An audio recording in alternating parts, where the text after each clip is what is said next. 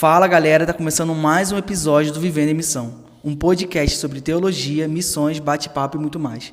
E hoje estamos aqui com a presença ilustre do Felipe, o pastor, que veio dar aula pra gente sobre discipulado.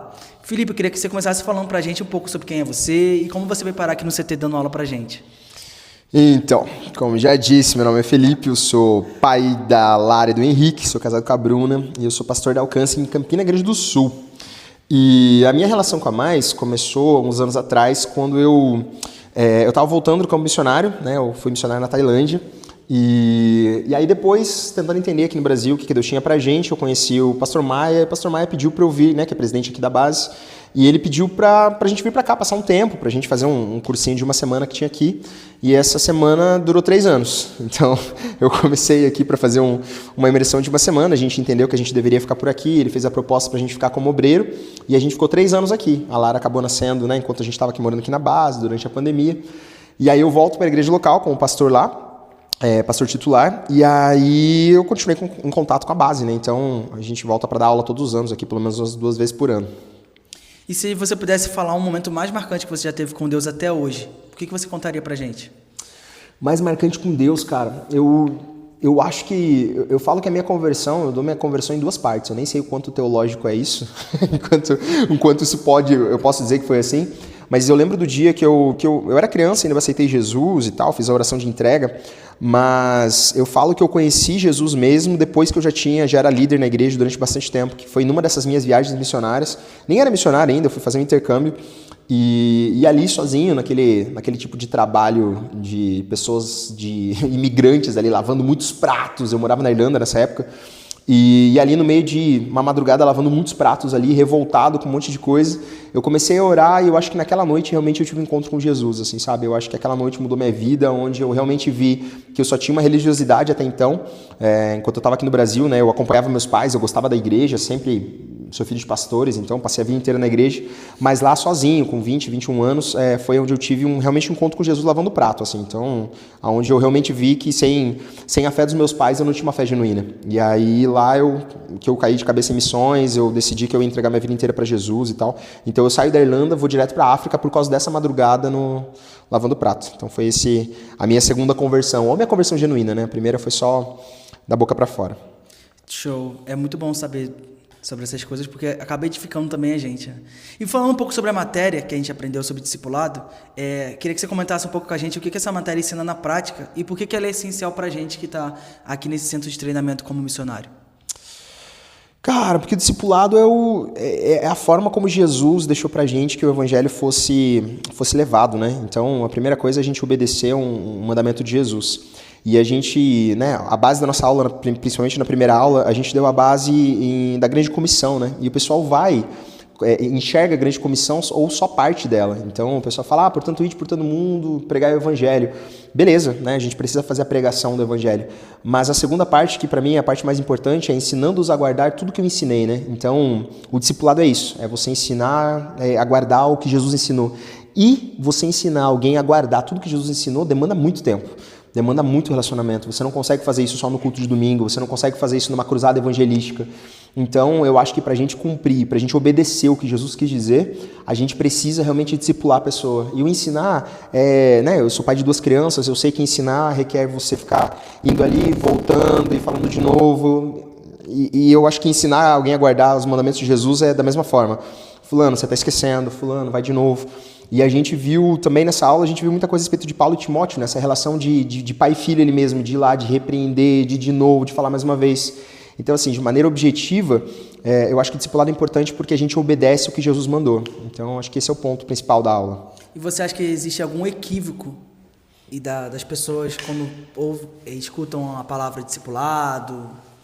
Existe porque a gente tentou colocar o discipulado como um método, né? E a gente esqueceu que o discipulado deveria ser uma natureza do cristão, né? E a gente dividiu as pessoas em 2 categorias. As pessoas que são discípulos de Jesus ou têm um discipulado com alguém do crente normal, né? Então, e não deveria ter, né? Deveria ser todos uma categoria só. O discipulado deve ser uma coisa que a gente vive no dia a dia. Então, tem algumas igrejas que fazem, a gente tem um curso de discipulado ou a gente tem uma apostila de discipulado. E uma coisa que a gente viu aqui né, nas aulas essa semana é que os métodos podem até ser uma ferramenta para ajudar a gente no discipulado de alguém. Então, você ter uma apostila para ajudar, para te ajudar, inclusive, como discipulador, no ensino das palavras de Jesus, pode te ajudar, mas isso não quer dizer que a apostila seja o discipulado. O discipulado sempre vai ser a vida, sempre vai ser a transmissão de vida, sempre vai ser o tempo dentro do carro, em volta da mesa, e as pessoas colocaram o discipulado como uma área à parte da igreja, né? Ou um método ou uma classe de discipulado. E não é. O discipulado de Jesus era o discipulado de caminhar com os discípulos, né? E você já teve alguma experiência que você queira contar pra gente em que o conhecimento do discipulado foi fundamental para você? Ah, cara, várias experiências, assim, eu hoje como pastor, a gente nota muito bem as pessoas que estão dispostas a serem discipulados e as que não são, né, e a gente vê os frutos muito claros na vida dessas pessoas, né, é muito diferente as pessoas que estão dispostas, que uma coisa que a gente conversou na aula bastante foi que o principal ponto do discipulado é o discípulo ter um coração ensinável, né, então, e a gente nota muito que as pessoas que, independente da idade, independente do tempo que já estão dentro da igreja, as pessoas que continuam com esse coração de discípulo, de ter esse coração ensinável, elas têm um fruto diferente. Então, isso que eu tenho visto na minha caminhada cristã, que as pessoas que são discipuláveis e ensináveis, elas têm frutos diferentes. Então, isso tem mudado o resultado, né, das pessoas no final. Mas você tem alguma experiência assim, que mais te marcou em relação ao discipulado? Eu tinha uma experiência muito legal, que quando eu tinha 12 anos, eu tinha um líder, essa história, essa é uma história que ela começa engraçada. Que nos meus 12 anos eu ainda fazia xixi na cama, cara. E era constrangedor, assim, né? Que, pô, já era um mocinho, né, cara? Imagina. E daí você pensa eu indo na casa dos outros e indo na casa dos amigos da escola e tal. E aí eu já fiz aquelas barbaridades, né? Botar a culpa no cachorro, que era o cachorro que fez xixi na cama no meu lugar. De não querer levantar porque tinha feito xixi. E daí eu deixei de ir nos retiros da igreja. E a igreja que eu ia, sempre tinha retiro. E o pastor não, na verdade ele era meu líder nessa época e ele foi um discipulador de verdade, mesmo comigo com 12, 13 anos, porque ele era desses de caminhar com a gente, de botar a gente no carro, de ensinar as coisas no dia a dia. Eu aprendi vendo ele como pai, como amigo. E um dia, e ele não sabia desse meu problema, né? E um dia meu pai falou pra ele que eu não ia no retiro de adolescentes e ele insistiu, meu pai contou por que era. E eu peguei, e daí ele veio falar comigo no final do culto, ele falou, eu sei o que acontece, eu fiquei revoltado com meu pai a princípio, daí ele falou, cara, eu vou cuidar de você. Relaxa, a mesma forma como teu pai te cuida, eu vou cuidar de você. E eu peguei e eu fiquei com medo, cara, que eu falei, ele não é meu pai, por mais que eu ame ele, ele não é meu pai, ele não vai fazer a mesma coisa. Mas eu resolvi insistir. E ele falou, não vai acontecer, relaxa. E ele falou, vou te acordar de madrugada e tal, fica comigo no quarto. A gente coloca outros adolescentes e eu durmo no quarto junto com você. Cara, aconteceu que na primeira noite, foi aquela baderna no retiro de adolescentes, né? Ninguém dormiu e eu também não dormi por medo. Só que na segunda noite eu acabei dormindo, acabei pegando no sono. E o que aconteceu de madrugada? Acordei com a cama toda molhada. E eu entrei em pânico e ele me acordou, ele falou, cara, não deu, né? Não deu tempo e tal. Ele falou, mas fica tranquilo. Vai ali, deita na minha cama, vai lá no banheiro, troca de roupa, deita na minha cama que eu vou dar um jeito no teu colchão. E eu morrendo de sono, fui lá, troquei de roupa, deitei nesse colchão e, cara, eu sei que eu acordei com muita gente dando risada dentro do quarto. E meu coração acelerou e eu comecei a chorar, que eu pensei, cara, a galera descobriu e tal. E quando eu olhei pro lado, ele tava dormindo na minha cama. Ele dormiu em cima do xixi, como se o xixi fosse dele. E fez super sentido porque ele tinha feito uma cirurgia na coluna, ele tava usando um colete ainda, então poderia sim ter escapado urina alguma vez, né, na noite. E a parte que eu mais vi Jesus nesse cuidado de um pai para mim foi porque nessa hora que a galera começou a tirar sarro dele, eu tava morrendo de medo que ele não aguentasse e ele colocasse a culpa em mim, sabe? Que ele contasse para alguém. E daí ele começa a dar risada e fala pra galera, sai daqui e tal, começa a brincar com os meninos. E daí ele sai com o meu colchão e quando eu olho pela janela, ele olha pra mim e eu vi todo mundo tirando sarro dele, adolescente, né, tudo perturbado, bagunçando com ele pra caramba. E eu comecei a chorar e eu olhei pra ele e ele com o olho cheio de lágrimas, ele só fez um sinal de silêncio pra mim, tipo, com uma paz assim, falou, cara, ninguém nunca vai saber. E a parte mais legal é que eu contei dali a muitos anos, eu contei isso pra filha dele, porque esse homem ele acabou se desviando, cara. Ele acabou caindo, abandonou a fé e foi morar na sarjeta. Ele largou a família, mudou de estado. E quando acharam ele depois de 10 anos, a filha dele mandou uma mensagem e falou, achamos o pai. E ele tá na UTI, ele tá com câncer terminal. Ele falou, Felipe, você não tem nenhuma história? Ela falou, né? Você não tem nenhuma história que você possa gravar e mandar pra ele pra reavivar a fé dele? E eu falei, eu tenho uma história. E eu contei essa história pra ela, achando que ela já sabia. E ela depois me mandou áudio em prantos. Ela falou, Fê, nem eu nem a mãe, a gente nunca soube que não foi ele que tinha feito xixi nesse retiro. Ele nunca contou. Ele levou a tua vergonha a vida inteira. E essa história foi a que mais marcou, cara, de paternidade, que foi alguém que, sabe, que olhou e falou, dá pra confiar em pessoas ainda. Então, eu tento ser esse pastor confiável na vida de outros e foi a história que mais marcou, cara. Eu acho que discipulado foi essa. Me marcou também, né? Porque é difícil, né? Ao mesmo tempo que a gente precisa manter a convicção em Jesus, a gente precisa também olhar as pessoas que estão ao nosso redor e olhar para elas também e que elas sejam um exemplo conforme Jesus foi pra gente também. Mas às vezes também a gente fica um pouco sem esperança, né? Como se a gente não fosse encontrar nunca um cara assim, igual você encontrou. Mas caminhando pro final, se você pudesse dar um conselho prático para jovem, ou para alguém que está em treinamento como a gente aqui para missão, qual você daria? Que a gente volte a ser confiável, cara.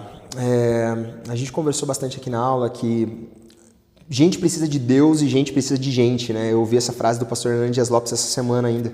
E porque as pessoas, elas vão ver Jesus através de nós.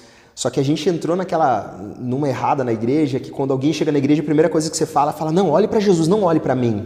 Porque você sabe que você é falho, você sabe que você esconde muita coisa e tal. A igreja está deixando de ter integridade. E eu acho que a gente está vivendo num mundo onde as pessoas querem verdade. As pessoas querem poder olhar no nosso olho e saber que elas podem confiar na gente.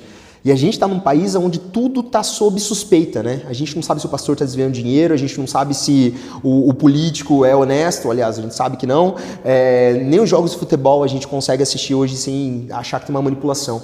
Então, a grande chave do discipulado para mim volte a ser confiável, porque se um começar a confiar no outro, a gente talvez consiga restaurar essa caminhada de verdade, sabe?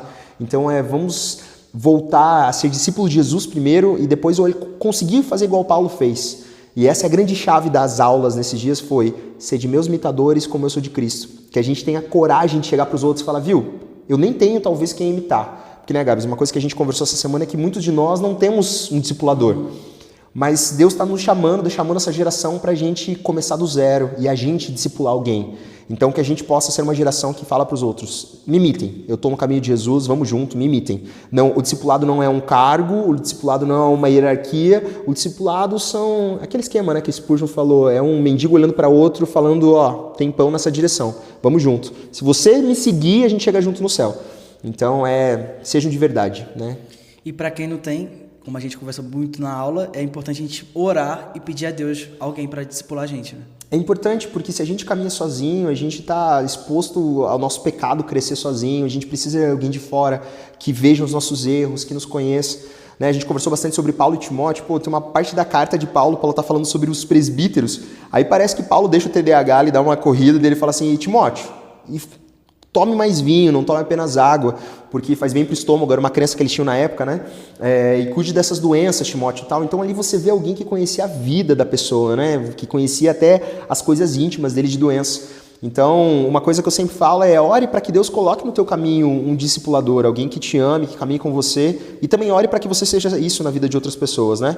Porque hoje nós temos uma igreja cheia de gente, a igreja evangélica nunca foi tão grande no Brasil como agora, nós vamos chegar a ser um país evangélico daqui a alguns anos, mas e qual que é a qualidade dessa igreja, né? Qual que é a qualidade desses discípulos?